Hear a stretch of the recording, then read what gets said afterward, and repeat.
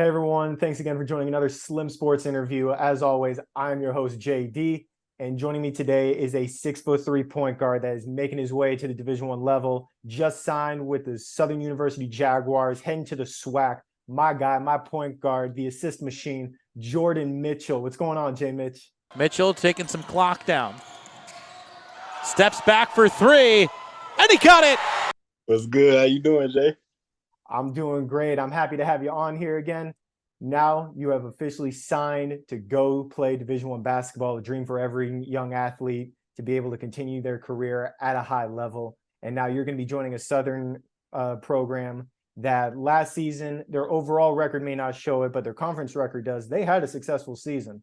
They went 11-7 in conference action in that SWAC conference against some very, talented teams, including Florida A&M, I believe Prairie View, A&M is in there as well, Southern Texas, some very talented programs, like I said. How excited are you to be able to join this Southern program and help continue that winning culture? It's real exciting for me. It's like you said, it's been a blessing to play Division I my whole life. So just having that dream come true, ready to get there on campus and experience everything. So adding on to that, just adding on to my goals, dreams, you can't get better than that. So Absolutely. And you're coming off of two great seasons at the junior college level at Florida SouthWestern State College.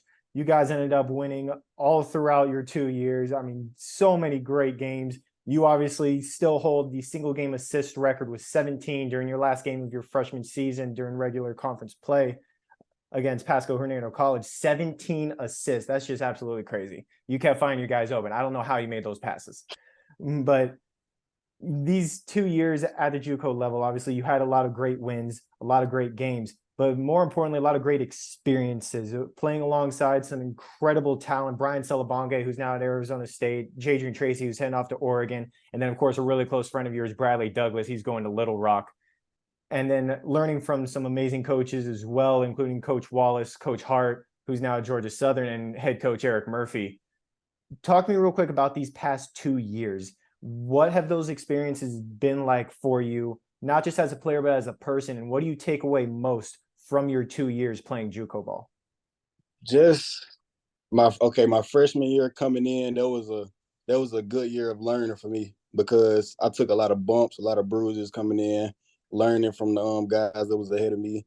So I'll say my first year was more of a getting ready, more mature aspect of my game. I felt like the talent was there, just get more mature and being more physically ready, mentally ready. And then as my second year came, which was this past year, I believe that was more of a just show everything I learned my first year and just put it all together in one. So both years I learned a lot, but I feel like my freshman year was more of a learning experience for me. So Yeah, absolutely. And obviously a lot of players, when they are at the junior college level, when they enter their second year, it's normal that they become starters, have more of a scoring role.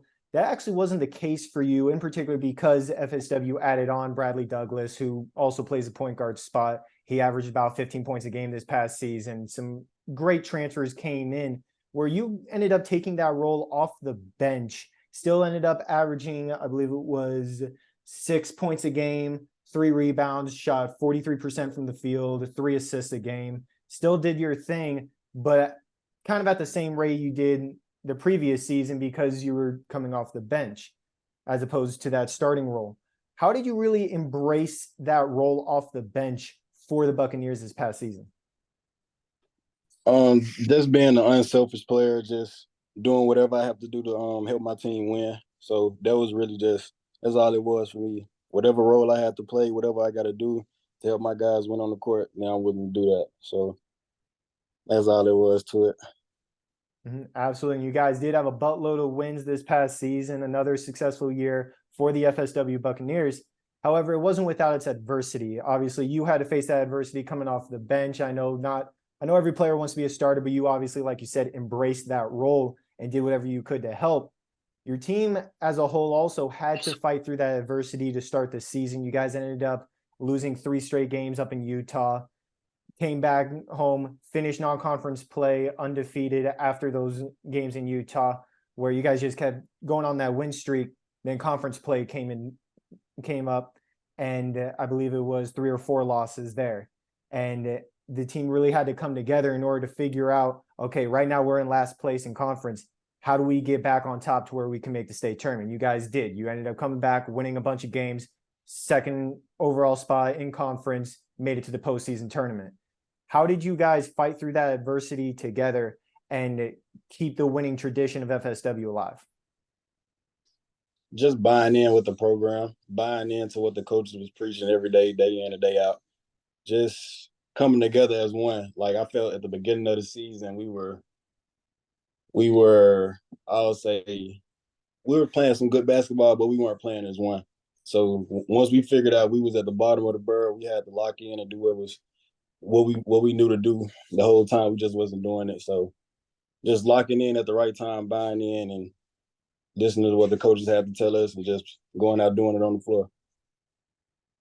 Yeah, absolutely. And you just mentioned it right there, doing what the coaches tell you. Obviously, they have a lot of great experience amongst all of them.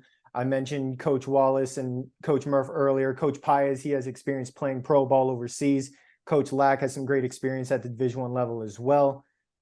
I know you and the coaching staff kind of butted heads behind the scene at times because you guys saw things differently. But towards the end of the season, especially, it seemed like you guys really came together and had a common understanding. Talk to me real quick about that relationship, especially with head coach Eric Murphy, how you guys really kind of came together and saw similarly there, especially at the end of the season with all that success. Just having a lot of talks, just like knowing what, like I said before then, knowing what we have to do. So it was really just all of a understanding where each other was coming from, finding out what it was as one, as a unit, as a player, as a coaching staff too, because they obviously they're learning too how to put things together with all this talent we have in one squad. So just learning together at once. We was just, I don't really know how to answer that one for real. Yeah, absolutely. From his standpoint. It spoke for itself throughout the season. You guys ended up doing your thing. And like I said, you made it to that state tournament, had a tough game against Tallahassee that unfortunately ended that 2022-2023 season.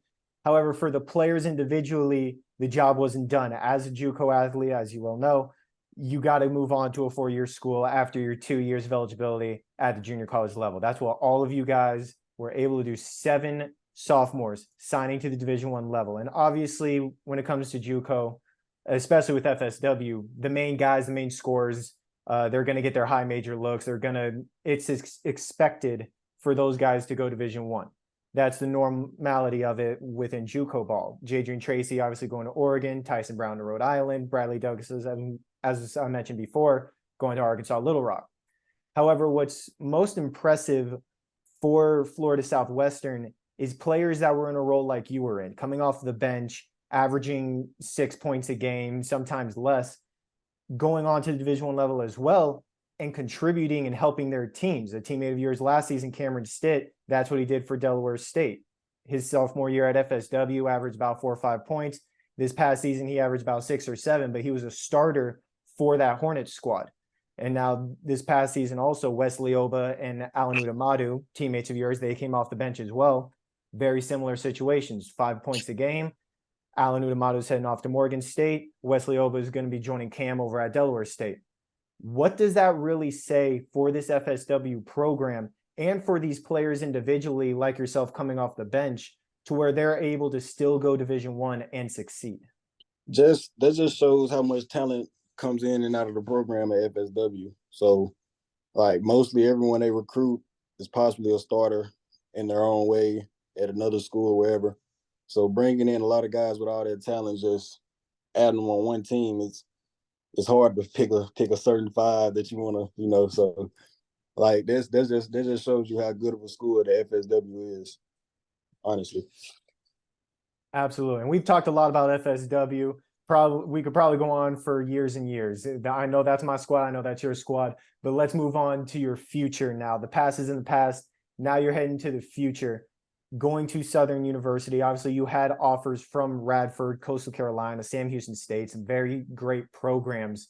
What was it that made you choose Southern University to continue your basketball career? Just believing what the coaching staff promised me, talked to me about. Just believing deep down that that's the right fit for you, right fit for me in my case, and just going to play some good basketball. Honestly, it was a tough decision, but it really wasn't that tough because they took a chance on me, and I'm willing to do the same with them. So just bringing my knowledge, my skill to their program. Can't wait to see what it holds. Absolutely. And they're getting a phenomenal point guard in yourself. And I know I mentioned a bunch about your passing ability. You're also able to score very well. I'll go back to FSW here just for a second. You had 3 straight games where you really started getting back into the flow of things, where you scored double figures. You had 17 against State College of Florida, 10 against Hillsborough, and then went off for 21 points in a big game against Indian River State College.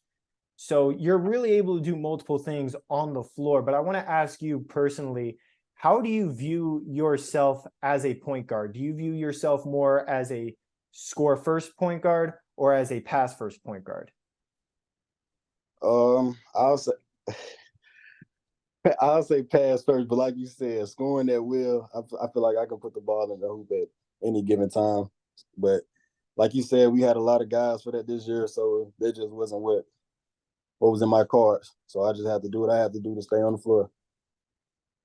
Absolutely. And this would probably give me a better idea from that question. I know you're actually friends with some NBA players, Kennedy Chandler. I know you guys played, I believe, AAU ball or high school or something together in the past, where he's now actually killing it for the Brooklyn Nets Summer League team.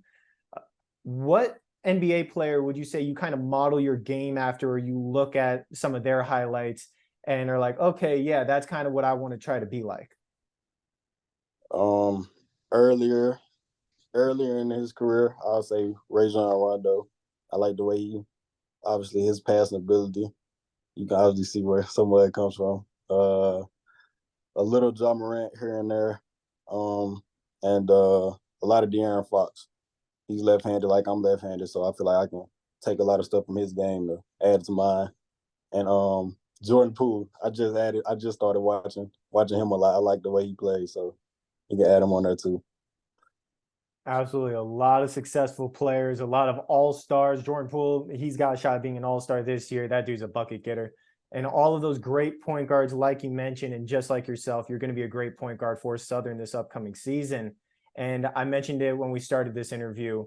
They went 11-7 in conference action on the season as a whole, 15-17. But they played a very tough non-conference schedule. I don't believe they get the credit that they deserve for that non-conference schedule. But a lot of people left their program last season, and now they're having to bring in a lot of newcomers, obviously yourself included. 10 newcomers altogether, 7 of them at that guard position, at the point guard, shooting guard area, according to verbal commits, of course.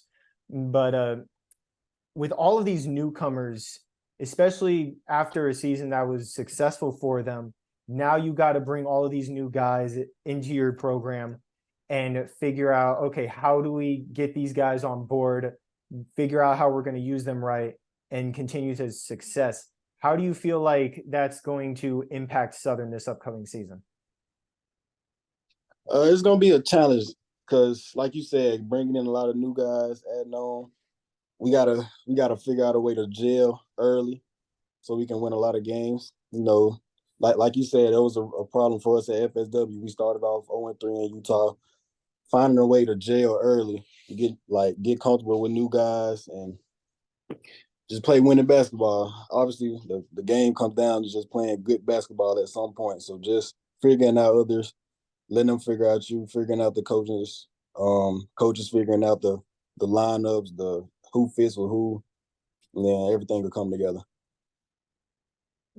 Absolutely. And I'm sure you guys are going to be doing whatever you can to continue that winning success that they had last season during conference action, continue that next season, hopefully make that March Madness tournament. I know every team has that goal, and it's been shown now by Florida Atlantic, by Princeton, from last year's tournament, that these mid-majors teams can make some noise in the NCAA tournament, not just in the NCAA tournament, but in NCAA games in general. Florida Gulf Coast University, they were right by FSW. They beat USC their very first game of the season. Talking about a team from the ASUN beating a team from the Pac-12. It's incredible.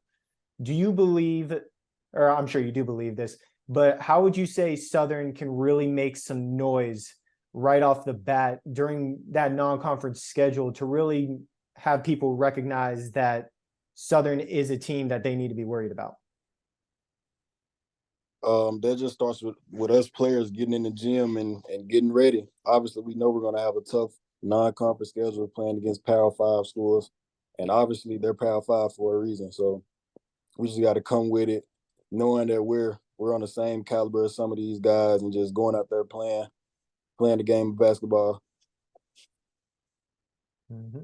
Absolutely. And now you're getting ready to head off to campus.